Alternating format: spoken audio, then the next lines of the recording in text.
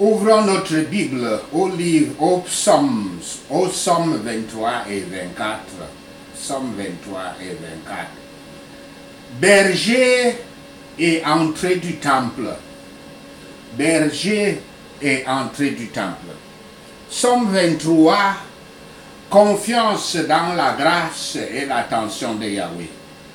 Après le psaume 22 qui a prophétisé et décrit la mort de Yahshua, Christ cloué sur la croix, le psaume 23 a lieu dans le Sheol.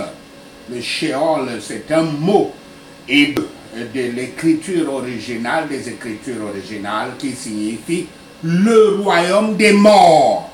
Le royaume des morts. Donc c'est un mot qui a toujours été mal traduit dans beaucoup de traductions bibliques, comme l'enfer, comme la tombe des fois, la tombe. Mais Sheol veut dire royaume des morts.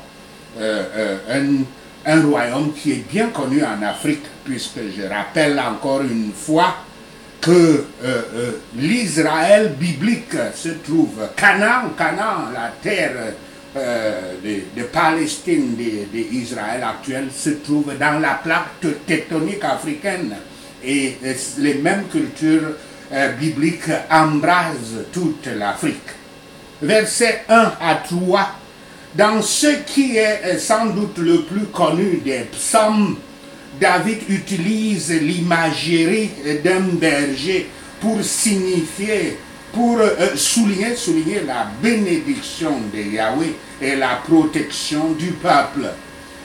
Il était plutôt courant que les rois de l'époque soient comparés aux bergers. Dans ce psaume, le Père Yahweh, le bon pasteur, est décrit comme un protecteur, un pourvoyeur, un guide, un sauveur et un bon compagnon. Expliquons chacun de ces termes un à un pour la meilleure compréhension des Écritures. Excusez-moi. Protecteur. Yahweh est un protecteur. Bien que le roi David ait une expérience personnelle du rôle de berger dans 1 Samuel 16, versets 1 à 13 et 17, et 1 Samuel 17 aussi, versets 34 à 35, dans ce psaume 23, il n'est que le mouton dans le troupeau de Yahweh, tout comme Yahshua l'était dans le royaume des morts. Les prophètes décriront plus tard la détresse du peuple en utilisant une analogie du berger absent ou du berger, du mauvais berger dans Ésaïe 56, versets 9 à 12, Jérémie 25, verset 34 à 38, Ézéchiel 34, verset 1 à 11, Zacharie 11, verset 15 à 17. Cependant, la description de Yahweh par David est la quintessence d'un bon berger, un titre que Yahshua s'appliquera plus tard à lui-même dans Jean 10, verset 11. L'Écriture dit « Yahweh est mon berger ». Fin de citation.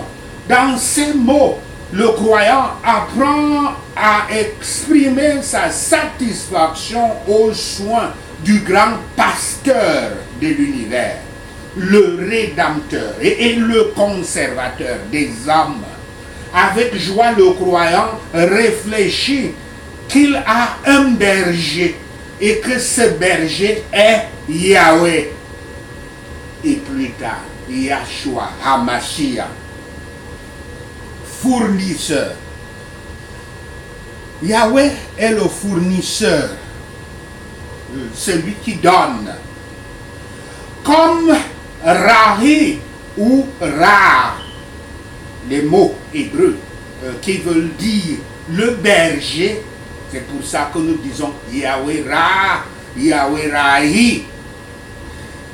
Yahweh pourvoit, en tant que berger, il pourvoit à tous les besoins de ses brebis.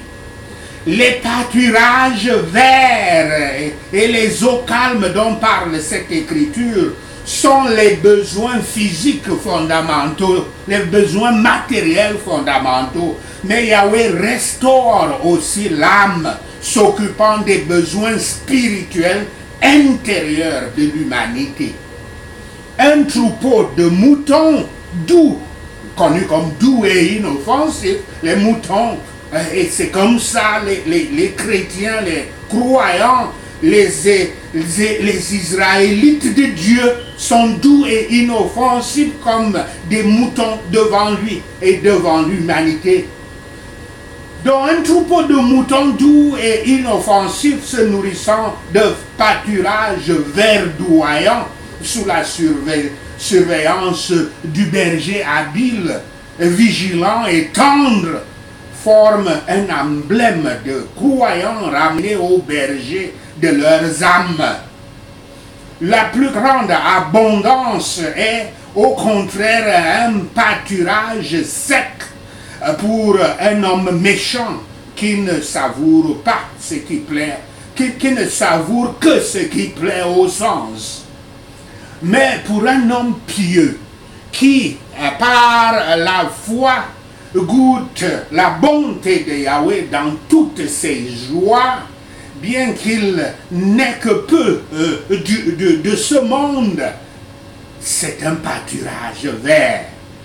Yahweh donne la tranquillité et le contentement dans le mental, dans le spirituel, quel que soit le sort. Si nous sommes bénis par des verts pâturages, des ordonnances, ne les pensons pas assez pour les traverser, les ignorer, mais demeurons-y. Les consolations du Saint-Esprit sont les eaux pénibles par lesquelles les saints sont conduits, les ruisseaux qui coulent de la fontaine des eaux vives. Ceux qui marchent dans les sentiers de la justice seuls sont guidés par les eaux calmes du réconfort. Alléluia. Yahweh est aussi un guide. Le guidage est un autre rôle essentiel des anciens bergers. Dans une terre où beaucoup de chemins sont rocailleux et escarpés, on peut même les appeler traîtres, des chemins en qui on ne peut pas faire confiance.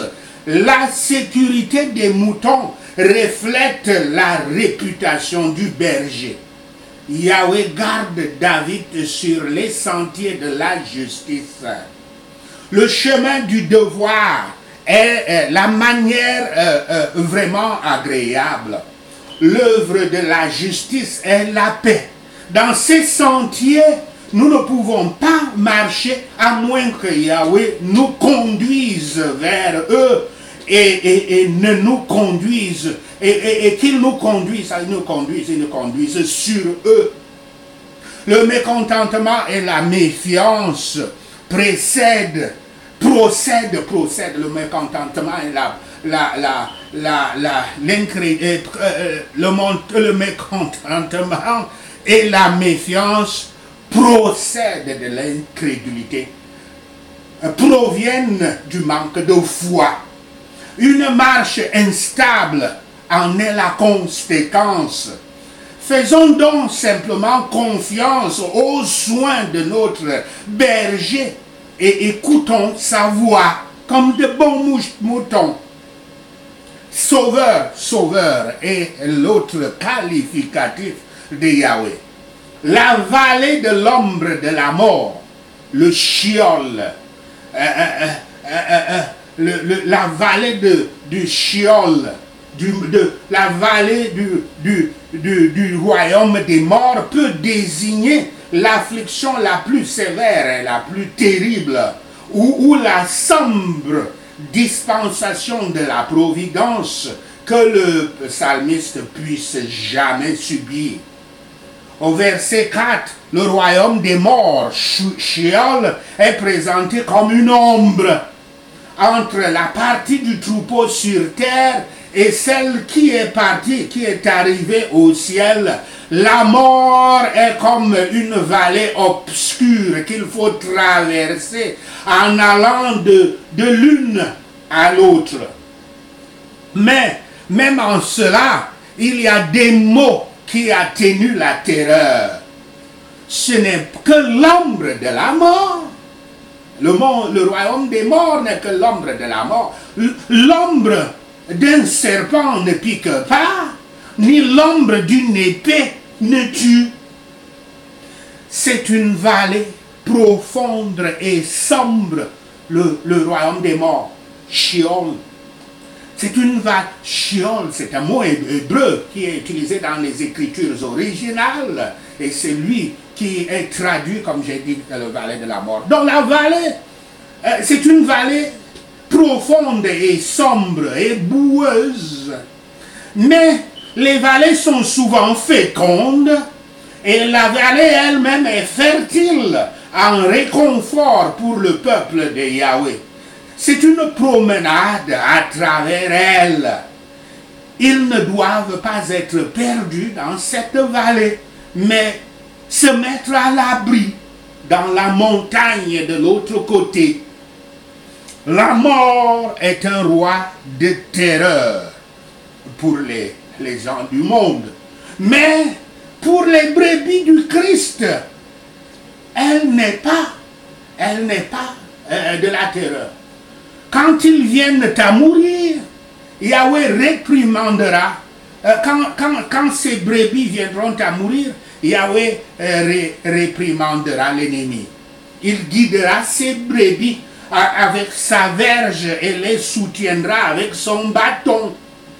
Il y a assez dans l'évangile pour réconforter les saints à la mort et sous eux sont les bras éternels. Bon compagnon est l'autre qualificatif de Dieu Yahweh. Les versets 5 à 6 montrent l'élu à travers la vallée de la mort, le Sheol, jusqu'à la montagne de Yahweh, le royaume des cieux. Les gens de Yahweh, les élus de Yahweh, se régalent à sa table sur les provisions de son amour. Satan et les hommes méchants et les hommes du monde ne sont pas capables de détruire leur confort dans le Sheol, car ils sont oints du Saint-Esprit et boivent de la coupe du salut qui leur est toujours pleine. Elle est toujours pleine. L'expérience passée enseigne aux croyants à croire que la bonté et la miséricorde de Yahweh les suivront tous les jours de leur vie et dans la vallée de la mort. Et c'est leur désir et leur détermination de chercher leur bonheur au service de Yahweh ici-bas. Et ils espèrent jouir de son amour pour toujours dans le ciel, le royaume de Yahweh, après avoir traversé le royaume des morts. Alors qu'ici sur terre, Yahweh peut rendre agréable n'importe quelle situation par l'onction de son Saint-Esprit et les joies de son salut. Mais ceux qui veulent être satisfaits des bénédictions de sa maison, son royaume, doivent rester proches des devoirs de sa vigne. Psaume 24, versets 1 à 6, concernant le royaume du Christ et les sujets de ce royaume. Parlons maintenant. C'est le psaume 24 qui suit, donc parle donc de ce royaume, le ciel comme on l'appelle.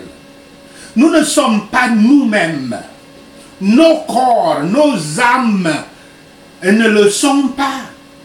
Même ceux des enfants des hommes, les enfants du monde, qui ne le connaissent pas et n'ont pas leur relation avec lui sont de Yahweh. Une âme qui connaît et considère sa propre nature et qui doit vivre pour toujours, quand elle a vu la terre et sa plénitude, s'assiera et restera insatisfaite. Cette âme pensera à monter vers Yahweh et posera la question: que ferais-je pour que je puisse demeurer dans cet endroit saint et heureux où il, Yahweh, rend son peuple saint et heureux? Nous ne faisons rien de la piété, c'est-à-dire de la dévotion à Dieu, de l'amour à Dieu, obéissance totale à Dieu, qu'on peut aussi appeler de la sainteté. Nous ne faisons rien de la sainteté si nous ne faisons pas travailler le cœur pour cela.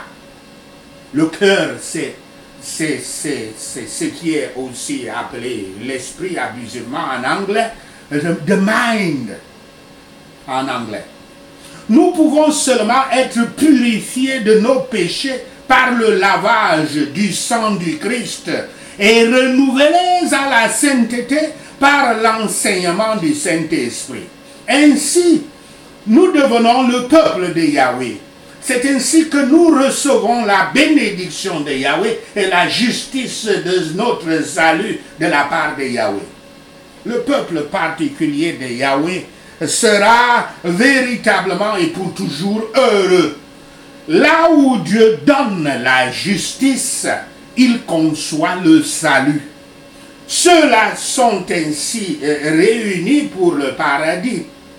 Ils seront sauvés au ciel et trouveront ce qu'ils cherchent. Somme 24, versets 7 à 10. Les portes du ciel et le roi de ce royaume, le ciel. Des parties des psaumes 96, 105 et 106 ont été utilisées en conjonction avec le retour de l'arche de l'Alliance à Jérusalem dans 1 Chronique 15, verset 1 jusqu'à 1 Chronique 16, verset 36. Il est possible que ce psaume ait aussi été utilisé à cette occasion. La splendide entrée décrite ici illustre l'avènement solennel de l'arche de l'Alliance dans la tente que David a dressée pour elle ou au temple que Salomon a construit pour elle.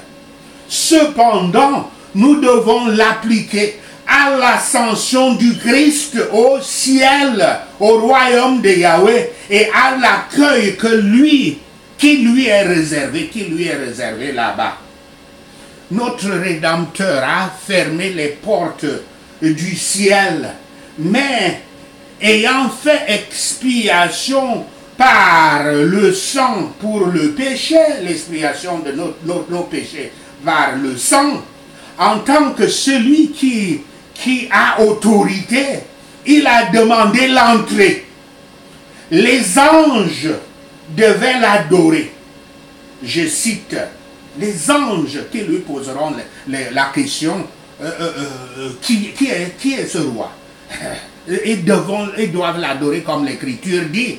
Je cite, et de nouveau, lorsqu'il introduit dans le monde le premier-né, il dit que tous les anges de Dieu l'adorent. Fin de citation. C'est une citation des Hébreux 1, verset 6. Les anges demandent donc avec émerveillement, qui est-il? Quand le Christ Yahshua HaMashiach arrive, quand il leur dit de lever les barrières. Il lui est répondu qu'il est fort et puissant dans la bataille pour sauver son peuple et soumettre ses ennemis et leurs ennemis. Ses ennemis sont leurs ennemis. Nous pouvons aussi appliquer ces versets à l'entrée du Christ dans les âmes des hommes par sa parole et son Saint-Esprit, afin qu'ils soient ces temples, que ces âmes soient ces temples. Je cite l'Écriture. Voici, je me tiens à la porte et je frappe. Si quelqu'un entend ma voix et ouvre la porte, j'entrerai chez lui, je souperai avec lui et lui avec moi. Fin de citation. Citation d'Apocalypse 3, verset 20. Voici donc, Yahshua se tient à la porte et frappe. Les portails et les portes du cœur doivent, de votre cœur, doivent lui être ouvertes comme une possession délivrée au propriétaire. Donnez votre cœur au Christ comme le propriétaire de votre cœur, le propriétaire légitime. Nous pouvons également appliquer cela à la seconde venue de Yahshua dans le royaume, la seconde venue de Yahshua avec une puissance glorieuse. Par conséquent, trois illustrations de cette entrée du Christ Tout-Puissant. L'entrée dans le royaume de Dieu après sa résurrection et son ascension. Il a trouvé les portes de l'entrée du ciel, de l'entrée du royaume de Dieu, et leur demande de se lever, et les anges demandent qui es-tu? Et la réponse leur est donnée. L'entrée dans nos cœurs, pécheurs, le Christ vient également. Et il demande aux portes, au portail de nos cœurs de se lever. Et les esprits lui demandent. Et savez-vous, ces esprits qui demandent sont des démons en nous. Les esprits impurs, les esprits impurs lui demandent, qui es-tu? Et la réponse, c'est qu'il est le roi tout-puissant. Et par la grâce de Dieu, ces portes peuvent s'ouvrir pour que le Christ et le Saint-Esprit s'installent dans ce cœur pour rendre l'âme sainte. Troisième illustration, c'est la seconde venue du Christ qui n'est pas encore arrivée. Cette illustration, cette scène va se jouer également. Sachez ceci, et l'Éternel Yahweh vous bénira. Prenons ces points de prière. Prions dans ces Écritures en les appliquant à nous. Seigneur Yahweh, ouvre la porte éternelle de nos âmes par ta grâce, afin que nous puissions maintenant te recevoir et être entièrement à toi. Au nom de Yahshua le Messie, je prie. Éternel Yahweh, ouvre la porte éternelle de nos âmes par ta grâce, afin que nous soyons enfin comptés avec tes saints dans la gloire, au nom de Yahshua le Messie. Seigneur Yahweh, Ra est mon berger. Je ne manque de rien, au nom de Yahshua le Messie. Yahweh Rahi, notre berger, tu me fais coucher sur les verts pâturages. Tu me conduis près des eaux calmes. Tu rafraîchis mon âme au nom de Yahshua le Messie. Yahweh Ra, tu me conduis sur les bons chemins pour l'amour de ton nom au nom de Yahshua le Messie. Même quand je marcherai à travers la vallée la plus sombre, le Sheol, le monde des morts, le royaume des morts, je ne craindrai aucun mal, car Yahweh est avec moi au nom de Yahshua le Messie. Même si je vais traverser la vallée la plus sombre, la vallée la plus sombre, le monde des morts, La verge et le bâton de Yahweh me réconfortent au nom de Yahshua le Messie. Yahweh Magen, mon bouclier, tu prépares une table devant moi en présence de mes ennemis, même dans le Sheol, le monde des morts, au nom de Yahshua le Messie. Yahweh, notre aide, tu oins ma tête d'huile, ma coupe déborde, au nom de Yahshua le Messie. Sûrement ta bonté et ton amour me suivront tous les jours de ma vie, au nom de Yahshua le Messie. J'habiterai pour toujours dans la maison du Seigneur Yahweh, au nom de Yahshua le Messie. La terre est celle de Yahweh, elle lui appartient, et tout ce qui s'y trouve, le monde et tous ceux qui y vivent, au nom de Yahshua le Messie. Yahweh a fondé la terre sur les mers et l'a établie sur les eaux, au nom de Yahshua le Messie.